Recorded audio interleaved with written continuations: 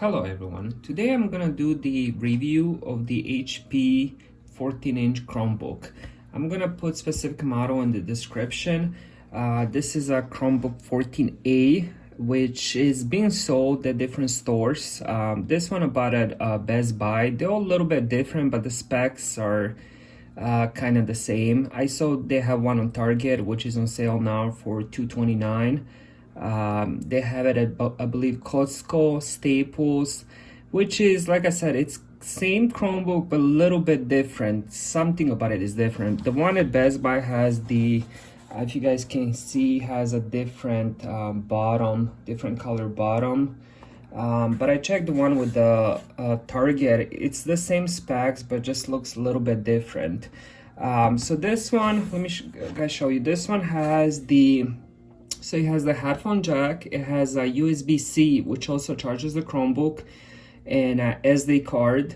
And on this other side, it has another USB-C, which also charges it, and it has a USB 3.0. Now, when it comes to charging, it does have the little light next to it. It's gonna go from orange to white when it's charged.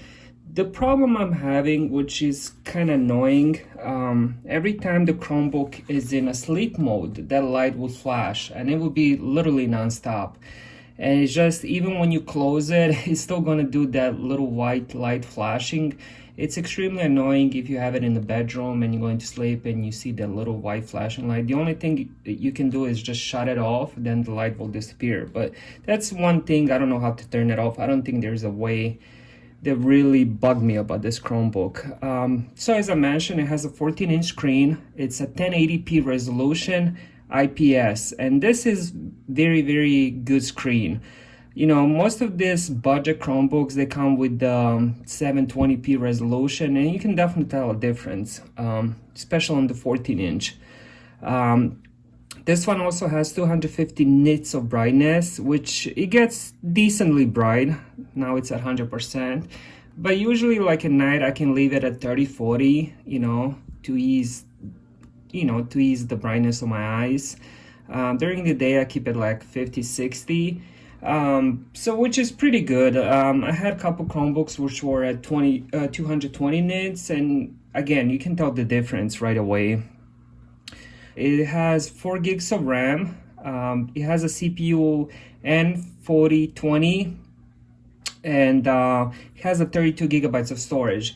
Honestly, for under $300, that's what all the budget Chromebooks are. This is pretty standard, and it does the job. Honestly, I never had any issues with slowness. It starts up fast. Opening pages is fast, it loads them. Wi-Fi is fast, it has AC Wi-Fi, Bluetooth 5.5, so anytime I want to open up a page, it just do it very fast. The first thing I did out of the box, because I kind of figured the resolution won't be 1080, so I went to device and I went to displays, and as you guys can see, it was set as 1707 times 960. It does come with the 1080, so if you want to go and switch it to a 1080, you can mess around with it. So this will be the native resolution. The reason why I didn't keep it this way, because it was really hard for me to see, on the pages. I didn't want to zoom in every page, so I just changed it to, to a little bit like bigger screen, but it does come with the 1080. One thing I wish I had was the HDMI, because I do sometimes connect it to the TV, but it's not a big deal. You can buy USB-C to HDMI if you want that option. This Chromebook weighs 3.2 pounds, so it's not the lightest thing, but it's not the heaviest for 14-inch. Again, it's a bit, it's standard weight. It's not the lightest Chromebook I use at this size, and it's not the heaviest, so it's, because it's plastic, it doesn't weigh as much, but again, it does have some weight to it. 3.2 pounds isn't light at all. It has the camera, so you can use it for school, you can use it for Zoom and other things that require camera. The camera isn't the best quality.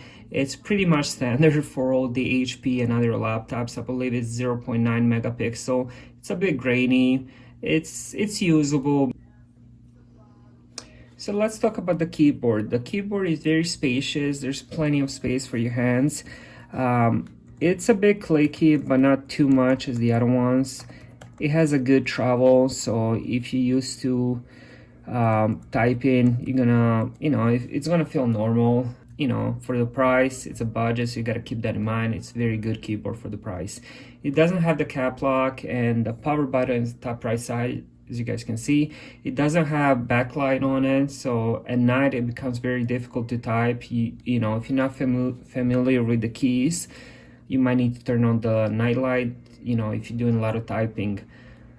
Now the trackpad, I don't know if you guys can see it. The trackpad is pretty large. This is my hand, so it's like I can put two hands on it. It's pretty large trackpad. I'm not a big fan of the trackpad. I feel like the trackpad is probably, honestly, I would give it the lowest grade.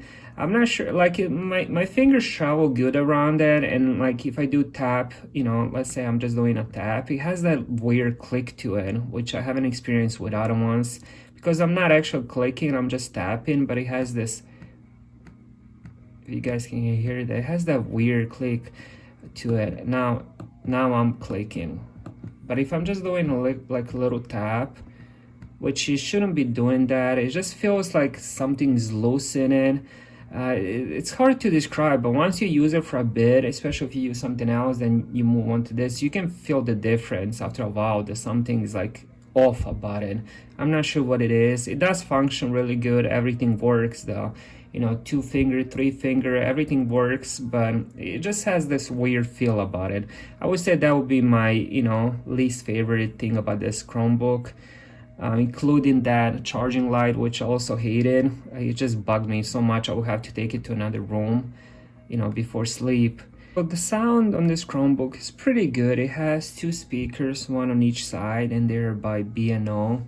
All the HP laptops, Chromebooks that have the sound set up by B&O.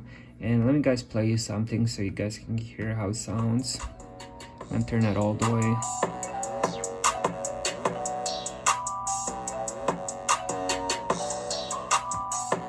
It's not the loudest Chromebook, but it's, for movies, videos, it's pretty good sound. I like that it has the setup of 2 speakers, 1 speaker on each side.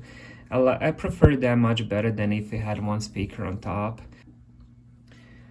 So the battery life on this Chromebook, it's pretty good. I get around 10 hours, maybe a little bit more, maybe a little bit less, depending what I'm doing, but it should be around 10 hours. And another thing I like about this Chromebook, it charges very fast. So it will go from 15% to 100 in about 2 hours. So it does charge it pretty fast, which is nice. Let's say you wake up, you gotta go to school, your Chromebook is kind of empty, you just plug it in, 30 minutes, hour, it will give you enough power to use it throughout the school day. So as I already mentioned, the screen is 1080p IPS, 250 nits. It's a beautiful screen. I watched a lot of movies, sports games, YouTube. It was really amazing to watch on it, especially coming off the last Chromebook I reviewed was 720p, but that one had the touchscreen. This one doesn't. So, it's, if you want to sacrifice the touchscreen for 1080p, I say do it. If you don't plan on using the touchscreen option, definitely go for 1080p. But if you're accustomed to using touchscreen, for me, for example, I reviewed the 720p touchscreen Chromebook, and now I moved to this one. I was very impressed by the screen, but when the time came for me to actually use the touchscreen, I'm like, oh gosh, this one doesn't have it. So the biggest issue you might have with not having a touchscreen is if you play a lot of games. It's very hard to use this for gaming without, you can connect the mouse, but most of the games on Chromebooks are designed for tablets because it runs off of Android. So it's like for example, games like Candy Crush and some puzzle games. Yes, you can use the trackpad, you can use the mouse, but it's just not as fast as just doing your screen, putting your finger on the screen and just moving it. So honestly, I wouldn't advise this if you plan, if you spend a lot of time gaming, playing silly Android games. It's really not for it. It's hard to do it with the trackpad. and most games you won't even be able to use, you know, just trackpad and keyboard. They're just not optimized for that, because they, like I said, that they're Android games, you know, designed for phone and tablets. So that's you know, downside of not having a touchscreen. So it's a sacrifice you're gonna have to make, because honestly I haven't seen any 1080p IPS screens with the touchscreen for under $300. Maybe this year, you know, when the new ones are coming out, there might be, you know, some sales, or maybe somebody will just come out with 1080p touchscreen one. So far nothing yet for that price, at least if it's not on sale. You might be able to find one on sale for around $300 that has, you know, touchscreen and 1080p. Honestly, I would recommend this Chromebook, especially if you can find it around $200 to $250 price range. The screen is beautiful, keyboard is very good to use, trackpad is a bit iffy. That's about it. If you guys enjoyed the video, please like and subscribe. It would really help me out, and I'll see you guys on the next one. Have a great day.